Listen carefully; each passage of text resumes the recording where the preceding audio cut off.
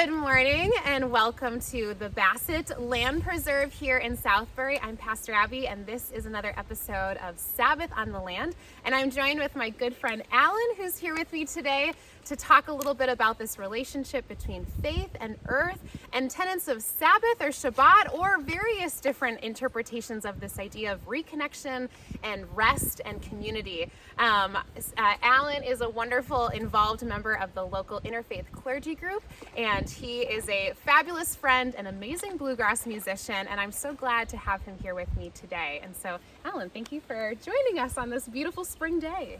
Thank you so much. You know, it's such an honor to be, we're Muslim, and it's such an honor to be included among the local interfaith group. It's really a privilege. You know, for us, as people kind of who care about the community, the work that you do with your congregation is very vital. But having vibrant faith communities in our community serves all of us, because when they go away or die, I think our communities become less resilient and they become subject. So the work that you do is really important to all of us, Muslims, Jews, Christians, and neighbors. So thank you. Yeah, well, thank you. Wonderful. So as we're gathered here outside today on a beautiful spring day, I'm curious, what is your favorite place or feature of the natural world to be present in?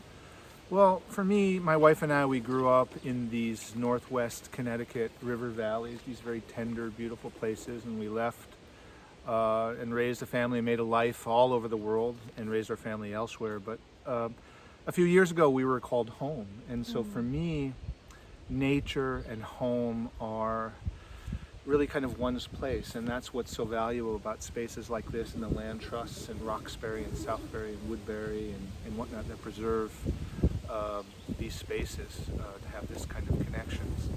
You know, as Muslims, we're addicts of intimacy, you know, the intimacy of prayer and the mutuality that we find there, the intimacy in our connections with family and whatnot. And coming back home to this river valley, we regain the intimacy of place. And it's very beautiful, you know, in terms of this. I think you can't really kind of know home until you go away. And so returning home, you know, for us, home is the place where the dead patiently and lovingly wait for us. And to have this view where the kind of the veil of duality coming home for us has helped to lift, to see kind of, sometimes catch glimpses really of kind of the transcendent whole. Yeah. I love that inclusion of, when we talk about community in this series, we've been talking a lot about the human community with the natural community, but I love that you've highlighted it goes beyond this space and time, and it includes ancestral community and our, you know, community going forward too, but it's also a sharing of community in different times that still are connected. Yeah, and this place here, right, you can feel it. This is a 19th, 17th century place, you know. There were farms and there was an old laundry here by this pond. So this so much preserves, you know, not just natural space, but a space of a time and a people that are no longer here in a lot of ways, that we're here with them now in a way. Yeah. Right? Yeah, absolutely. Thank you for that. When we mention this idea of a relationship between earth and faith, and then this concept of, in the Christian tradition, we would say Sabbath. In the Jewish tradition, we'd call it Shabbat. In the Islamic tradition, maybe there's a different wording or something that captures this idea of rest and reconnection with a different terminology or a different practice. But in that idea of these things being connected to one another, spirituality, environment, and rest or community and reconnection, how do you understand that kind of dynamic within your own faith tradition? Well, I love this question, because it really made me think, you know, in terms of not just to appreciate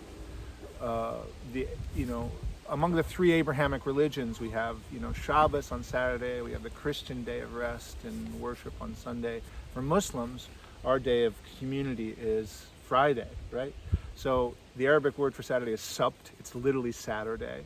And the Arabic word for Friday is Jummah. It's the day where we're really enjoined to kind of try to come together and say the midday prayers in community, and that's really kind of our day. But kind of living as a Muslim in a non-Muslim place, Friday is a work day, Yeah. and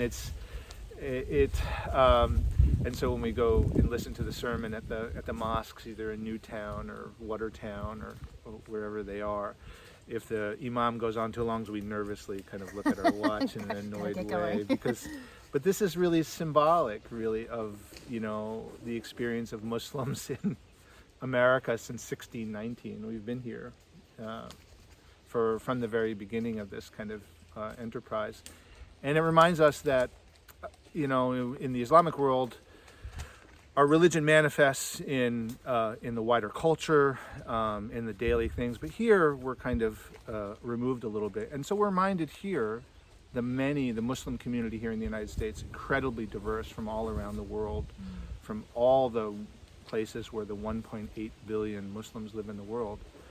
That is our religion. The most important part of our religion is the inward journey, right? That intimacy you were talking about. Absolutely. Yeah.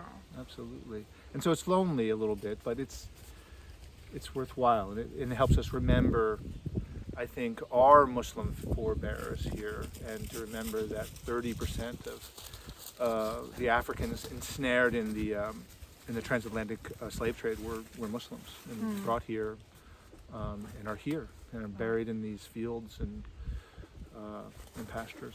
Yeah. So we remember them. Yeah, part of that ancestral connection to community. And so that's really kind of like a not very satisfactory answer about Sabbath. So I would love to hear from you, like Sabbath and what it means and your connection. Yeah.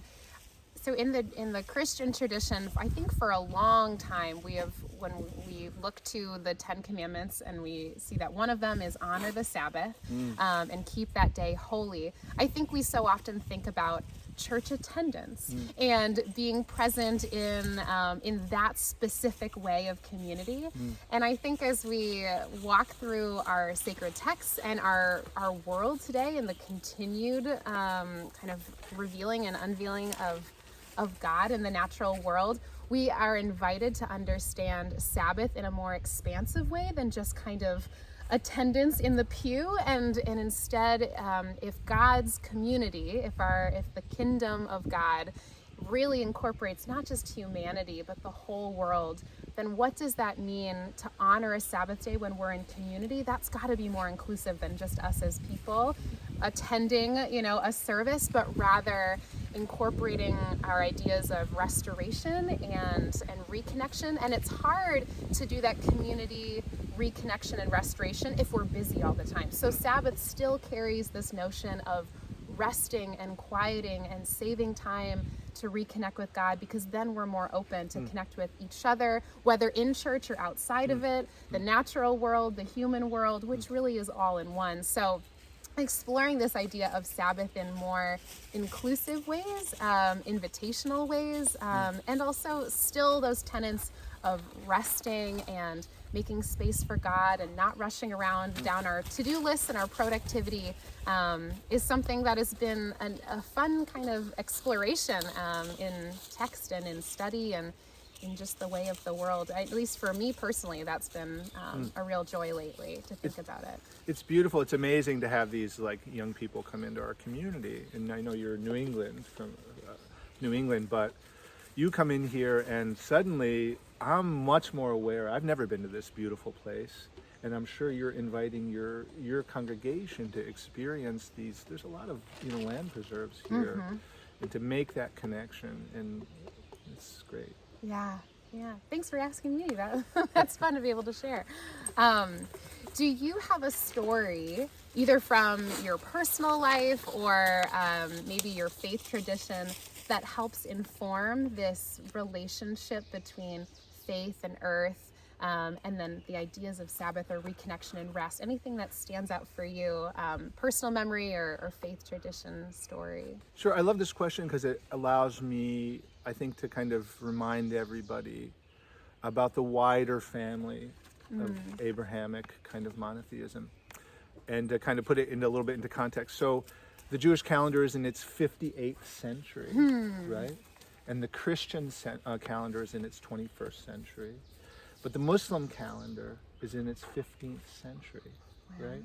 So we're the newest kind of community among this broader faith community of Abrahamism and Abrahamic monotheism. And you think about kind of, we don't know a lot about Abraham. Is very, very important to us as Muslims, and all the prophets are, including Jesus. And what is about Abraham, that makes him really arguably the most important person in the world, that influences the basis for Judaism, for Christianity, and for Islam as well. And we don't know a lot about him. But I think the enduring appeal is, within Abrahamic monotheism, is the invitation, I think, for mutual engagement, with the Creator and with creation. And this, I think it explains the soul. Yeah. And explains and invites us onto a path toward completeness, a path towards developing a quiet heart, to listen, and to create, I think, what we have in common, Jews, Muslims, and Christians. What we have in common is the obligation to create the space for the sacred in our lives. And this is what you do, man. It's amazing. With your work, and not just in the church, but I think your whole life. It's beautiful. Yeah, that's a good point. This integration of making space for the sacred is not just saved for one moment or one obligation, but much more interwoven than that. Yeah. So, anyways, so every day as Muslims, we ask God to please to anchor us to what is transcendent. Right? And this experience of transcendence is where I think Muslims, Jews, and Christians have this common experience, and it's so powerful. The enduring traditions and communities of Judaism, Christianity, and Islam. And we ask God to anchor us to what is transcendent, but we also ask Him to unanchor us from what is indecent. Ooh, yeah. And so, we talked a little bit about, anticipating the next question in terms of what does the preservation of the environment and the protection of the environment have to do with our kind of faith traditions? What could be more indecent than the ongoing despoilment, of our landscapes, of our air, and in our water? And so it becomes, we can see that we can ask to be unanchored from this indecency in terms of that.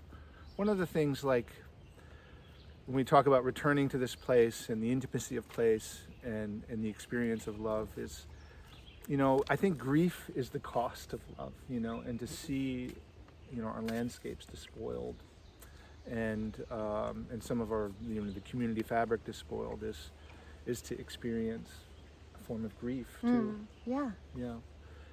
And this certainly is a common kind of endeavor, right, for faith leaders and all our things, is to come to terms, or try to come to terms with grief. Yeah, right? Absolutely. I was once heard a saying, and I can't place who said it, but that grief is love without a home. It's wherever that love used to be placed, whether it was on a person or a home or a knowledge, when it leaves, grief or love is now somewhat homeless, and grief is that feeling of a homeless love that doesn't have a place to land. And so when we see that our natural environment is slipping away from us by our own doing, there is certainly grief involved there, because as you talked earlier, that sense of place and home being so intimately connected, we are quite literally homeless from the spaces in our natural world where we used to be able to place love are and now experiencing some grief with that. Yeah. Yeah. It's such a great pleasure that your friendship is such a great blessing. You're being here in the community. Thank you.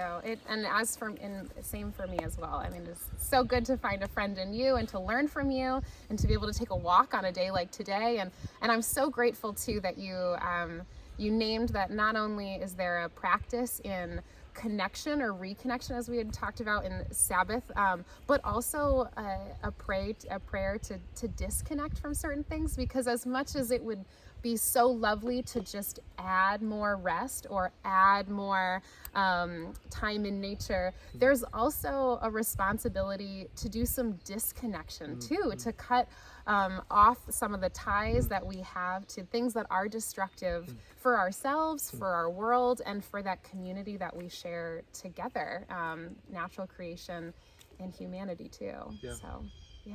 Beautiful. Yeah. Wonderful. Thank you. Well, thank you so much for being here. What a lovely day to be out and about. And thank you for tuning in to this episode of Sabbath on the Land. I pray that wherever you are today, you're able to take a deep breath of some fresh air, to be restored and reconnected, and to find a little adventure outdoors. Take care, everyone. Amen. Thank you.